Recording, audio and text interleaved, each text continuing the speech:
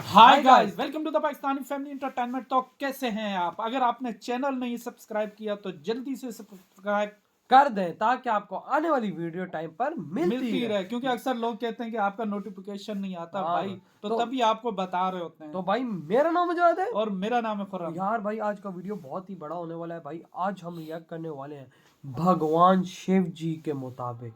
अगर आप किसी एक देवी देवता की पूजा के अलावा किसी और की पूजा करते हैं तो भाई उसका क्या परिणाम है, मतलब कि उसका क्या है कि भाई अगर आप एक देवी देवता से भी ज्यादा को अच्छा, पूजते हैं, मतलब एक देवी देवताओं से ज्यादा। हाँ जरा देखते हैं क्या होता है। ये तो वॉच करेंगे तभी पता क्योंकि लगेगा। इस बारे में कुछ भी नहीं कह हर सकते। किसी की अपनी अपनी आस्था है, किसी की मानता भगवान शिव जी पे है, किसी की भगवान कृष्ण जी पे है, किसी लेकिन की भगवान राम शिव पे जी है। क्या कहते हैं वो देखते हैं। हाँ क्यों ये जाने? बात है। बिल्कुल, तो वॉच इस चीज का हमें भी पता चल जाएगा ना। बिल्कुल, तो कौन ऑन करते हैं स्टार्ट। आज हम भगवान शिव के एक महत्वपूर्ण उपदेश की चर्चा करेंगे। अच्छा, यह उपदेश उन लोगों के लिए है जो भिन्न भिन्न देवी देवताओं की पूजा करते हैं और सोचते हैं कि इसका उनके जीवन पर क्या प्रभाव पड़ेगा। भगवान शिव ने इस विषय पर एक सुंदर कथा के माध्यम से बताया कि क्या होता है जब हम अनेक देवताओं की आराधना करते हैं। नमस्कार दोस्तों, आप सभी का हमारे YouTube चैनल पर एक बार फिर तहे दिल से स्वागत है। तो दोस्तों, अगर आप सच में भगवान शिव के सच्चे भक्त हैं तो कृपया वीडियो को लाइक करें और कमेंट में हर हर महादेव जरूर लिखें। हे भगवान शिव, जो भी इस वीडियो को लाइक करेंगे, अपने मित्रों के साथ शेयर करेंगे और कमेंट में हर हर महादेव लिखेंगे, उनका जीवन खुशियों से भर जाए। बहुत समय पहले की बात है, एक छोटे से गांव में भुवन नामक व्यक्ति रहता था। भुवन अत्यंत धार्मिक था और जीवन के हर क्षेत्र में देवी देवताओं की कृपा प्राप्त करना चाहता था। वह हर दिन अलग अलग देवताओं की पूजा करता। सोमवार को भगवान शिव, मंगलवार को हनुमान जी, बुधवार को गणेश जी और इसी प्रकार हर दिन किसी न किसी देवता की आराधना करता। भुवन का यह मानना था कि सभी देवी देवताओं की पूजा करके वह अपने जीवन के हर क्षेत्र में सफलता और सुख प्राप्त कर सकेगा। लेकिन उसकी साधना में एक समस्या थी। क्या? वह किसी भी देवता की पूजा में पूरी निष्ठा और एकाग्रता नहीं लगा पाता था। एक दिन भुवन ने महसूस किया कि उसकी साधना का कोई परिणाम नहीं आ रहा है। क्योंकि ज्यादा करने न तो उसकी आर्थिक स्थिति सुधर रही थी, न ही उसके जीवन में शांति थी। भुवन ने निराश होकर सोचा, मैं इतनी श्रद्धा से हर दिन अलग अलग देवताओं की पूजा करता हूं, फिर भी मेरा जीवन सुखी क्यों नहीं है? इस प्रश्न का उत्तर पाने के लिए भुवन ने एकांत में जाकर भगवान शिव का ध्यान किया। उसने पूरी श्रद्धा से भगवान शिव से प्रार्थना की, हे महादेव, कृपया मेरी समस्या का समाधान करें। क्या मेरी पूजा विधि में कोई त्रुटि है? भुवन की सच्ची प्रार्थना सुनकर भगवान शिव प्रकट हुए। वाह यार। उन्होंने मुस्कुराते हुए पूछा, वत्स, क्या समस्या है जो तुमने मुझे पुकारा? भुवन ने सिर झुकाकर कहा, हे महादेव, मैं सभी देवी देवताओं की पूजा करता हूं, फिर भी मुझे सुख और शांति क्यों नहीं मिलती? कृपया मेरा मार्गदर्शन करें। भगवान शिव ने भुवन को समझाते हुए कहा, क्या? वत्स, यह सही है कि सभी देवी देवता एक ही परमात्मा के रूप हैं, लेकिन तुमने अपनी साधना में एक बड़ी गलती की है। भुवन ने आश्चर्य से पूछा, हे महादेव, मेरी गलती क्या है?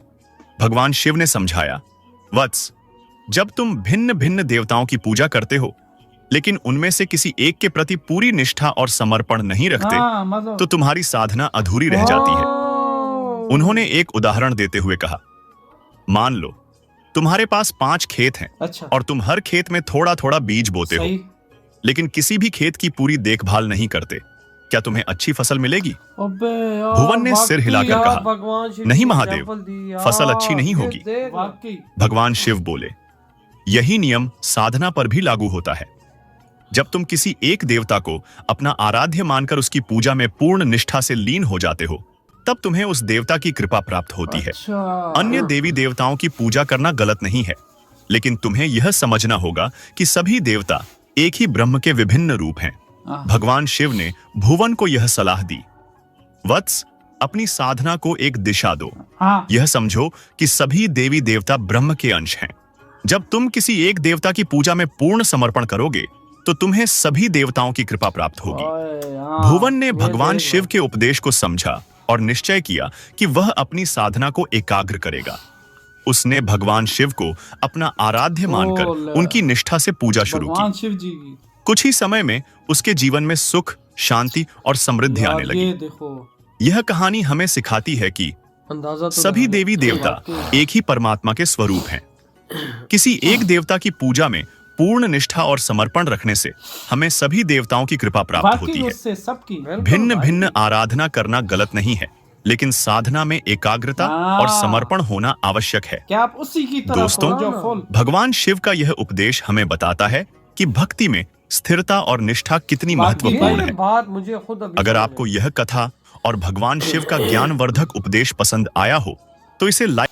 आई। इधर ये वीडियो वाह, होता मतलब कि भाई भगवान शिव जी ने सीधा साफ सीधा साफ बता दिया। हाँ, और अच्छी एग्जांपल दिए यार बताते वही हुए। ना कि देखो, भाई बिल्कुल भी आप लोग ऐसा काम नहीं करो हाँ। कि भाई एक दिन आप एक भगवान जी की पूजा कर रहे हो, अगले फिर दिन दूसरे दूसरे- देवी देवता की पूजा फिर कर उससे रहे हो। आपका ध्यान बढ़ जाता है ना। आप यार, सच्ची अगरता बिल्कुल। से और मन से जो है ना एक ही देवी की या देवता की पूजा करो। जैसे हनुमान जी हो गए, भगवान कृष्णा जी हो गए, हाँ। भगवान राम जी हो गए, भगवान गणेश जी हो तभी गए। तो उनकी कृपा आएगी यहाँ पे। हाँ, और जब सारी उनको प्रसन्न करोगे भाई साहब, ये तो नहीं अब एक एक दिन सबकी हो रही तो वो उस तो फिर नहीं तरह होता। उस तरह आप कर नहीं पाओगे ना उस तरीके से। अब ये impossible इन्होंने है। एक क्या अच्छी एग्जांपल दी है।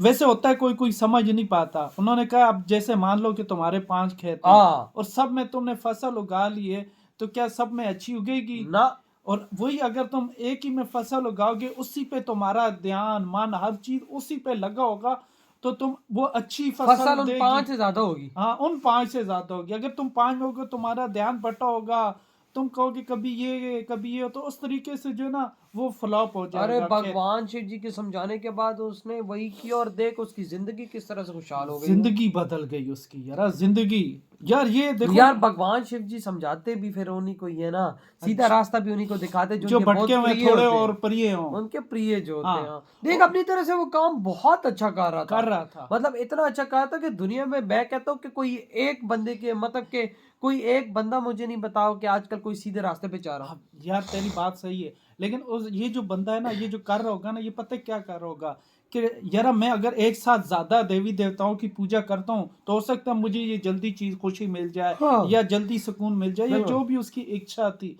तो लेकिन भगवान शिव जी ने जब उसकी नहीं हो रही थी, तो उन्होंने भगवान शिव जी को बुलाया कि मैं तो अच्छे मन से सब देवी देवताओं की पूजा कर रहा हूँ, तो फिर भी मेरी मुराद क्यों नहीं पूरी होती? ऐसा ही है। तो फिर देख उन्होंने कैसे अच्छे से समझाया उसको, और उनकी समझ में भी आ गया। कि भाई ये बात नहीं है कि भाई साहब हाँ, नहीं सब हो रहा, ही, हाँ। मेन चीज यही है। हाँ, सब ये है कि ब्रह्मपुत्र है।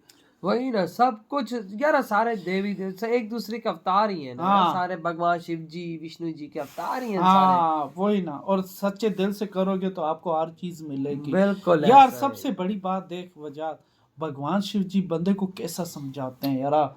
बंदे की बात फौरन समझ में आती है और खुले चीज से। एक तो नहीं है कि बंदे शब्दों में बिल्कुल समझाते यार हैं। भाई साहब इनको क्यों कहा जाता है भोलेनाथ, भोलेनाथ, ये तो भोले भाई- जी हैं भाई। तो यार सबसे बड़ी बात एक और बता दूं, हाँ, तू भगवान बोल दे, विष्णु मैं जी और भगवान शिव जी, ये भी एक है, और बिल्कुल, इस पूरी बिल्कुल। दुनिया का उद्धार है। बिल्कुल। और यार देखो मेरे तो फेवरेट मतलब वन ऑफ द फेवरेट भगवान वो तो सभी है, लेकिन हाँ। भगवान कृष्ण जी को मैं बड़ा फॉलो करता हूँ। मैं ना। खुद उनका हूँ, लेकिन चलो भगवान देखो हर एक का अपना एक है, तो सभी एक है। हाँ, हाँ, हाँ। लेकिन एक होता है ना फेवरेट, हाँ, भगवान favorite। कृष्णा जी, शिव वो जी भी मेरे है। खुद है। मेरे शिव जी भी है, लेकिन वो अपनी वजह से एक अलग है, क्योंकि वो भोलेनाथ हैं, बड़े जल्दी प्रसन्न हो वाह, जाते हैं, क्या वो उस बात। वजह से ना। ये बात हाँ, सही हाँ, है। देखा। तो भाई आपके क्या थॉट इस बारे में, इधर ही वीडियो तुम करते तो तो बाय।